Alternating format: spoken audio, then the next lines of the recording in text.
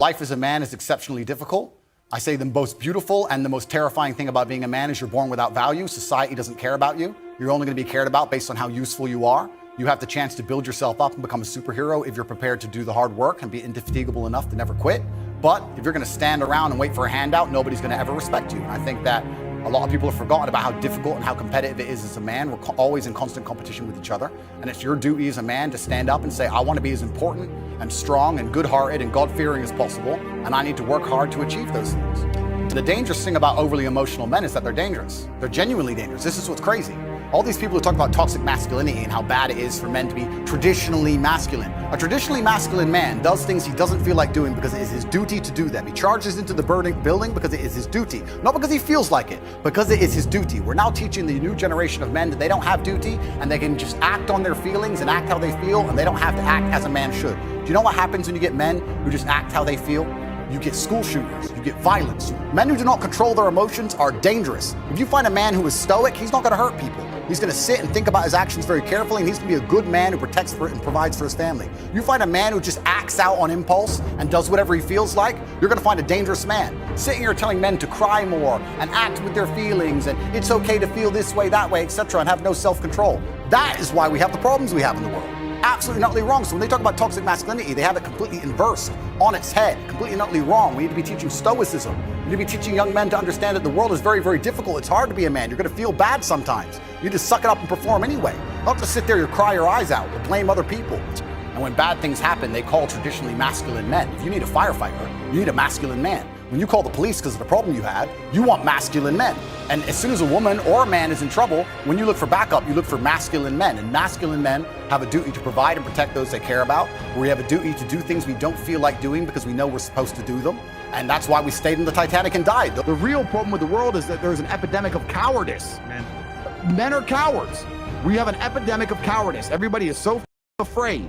It's on the other side of fear that you're going to garner the respect of other individuals. You have to do things that they're afraid to do, meaning most likely you are also afraid.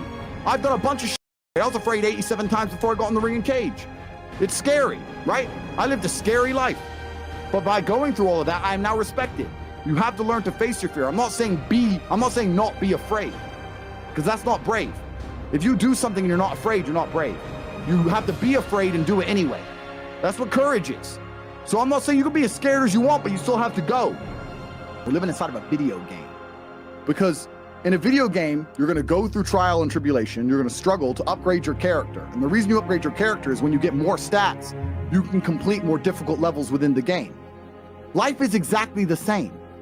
The levels never end, but as you become better, you stand a better chance of completing them. So as you upgrade your character, you get further and further in the game, but the game never ends. That's the beauty of being a man. All these men are out here complaining that things are difficult. The reason it has value is because it's difficult. If it was easy, everyone would have it and it wouldn't have any value. Complain that it's hard to get a Lambo. The reason having a Lambo is cool is because nobody has a Lambo. How are you gonna complain that it's hard to be the man, but then also understand that being the man has value? They are linked. You cannot separate the two. It's a logic fail.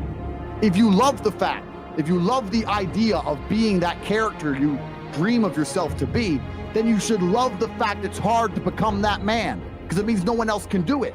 There's no light without dark. You will not appreciate your six-pack unless you didn't have one and you had to earn it. That's how the world works. So when I talk to these dudes like, oh, but it's, you know what, Tate, yeah, I agree, but you know, it's hard. Of course it is, it's supposed to be. And if you're not cut out for it, then f off and live a normal existence and die. Sit there, letting other men enjoy the spoils of being a man and die. If that's what you want to do, is just sit there and exist and then fade into history unremembered. That's your decision. If you want to level up your character, then you need to get out here and do it.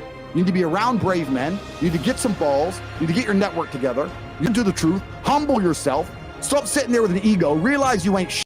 You're nothing but lucky. Bacteria could have stole your eyesight at the age of 3, and it didn't. You could have been in a car crash and lost both your parents. Never happened. You've been nothing but lucky. Blind luck has given you a favorable hand, and you've managed to f it up. And they are trying to convince you that you should act how you feel. You should show more of your feelings. If you feel this way, you should show it. If you want to cry, cry. Look, I have no problem with guys crying. Sometimes guys cry, right? My dad died, I cried. I've cried once in 10 years, but it's not a default emotion for me. Sometimes you cry, right?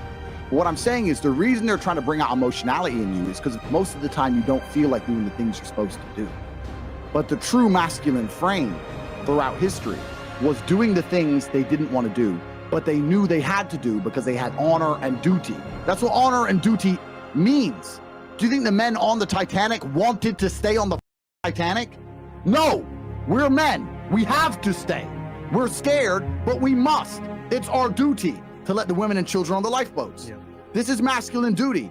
When you remove self-control from men, you get, not only do you get emasculated weak men, but what you also get is very dangerous men. Because the world at large is trying to tell you, just be more in touch with your feelings and everything's gonna be fine. Men also have an innate desire, one, for conquest, and two, we have a biological response. We are very predispositioned to anger. You look at all these school shooters and shit. These are men who can't control their emotions. That's all they are. Facts. They have no self-control. And then they go and do dangerous shit. A good man controls himself. I have absolute self-control. If I decide to smash your face in, it was a very conscious decision. Nothing to do with the fact I was angry. You understand? Emotional control is absolutely and utterly important as a man. Now, I'm not saying become a stoic dork, have no personality, be a boring. I'm not saying that. I'm saying that you need to understand as a man, there are certain principles under which you act, regardless of how you feel. Bam. I can wake up in a terrible mood. I can wake up sad, I can ache, I can have a busy day, stressed, etc. I will complete the same tasks as if I woke up in a fantastic mood. I'll do the same things because how I feel has no bearing on the things I'm going to do with my day because I have duty to myself and to my bloodline. So a lot of you guys out here are acting like fools because you feel like acting like fools. And what I'm going to say to you is, because you think there's something wrong with you, you go, well, I lack motivation. You hear this one? I don't have the motivation to go to the gym. Well, here's the news flash. Neither did I. And I still did it. So now what are you going to say? Now you have no excuse, right? Oh, you're scared to get in the ring. So was I. I still did it. Scared to get in the cage. So was I. I still did it. Being a man isn't about not feeling things. It's about acting the way you're supposed to act regardless of how you feel. And I'm tired of hearing guys message about how they feel. I don't feel motivated. I don't feel. Feel. Leave the feelings to the girls, right? That's what they do. We act. We're men of action. We get things done. That's how the world got built. All of it. All the men who built the skyscrapers felt scared. They did it anyway. You need to become a man of action. Stop worrying about how you feel and start worrying about what you're supposed to be doing. How do you think chess reflects life? If you lose, somewhere you made a mistake. There is no luck. Absolutely right. In chess, even if it's the smallest mistake, somewhere it was your fault.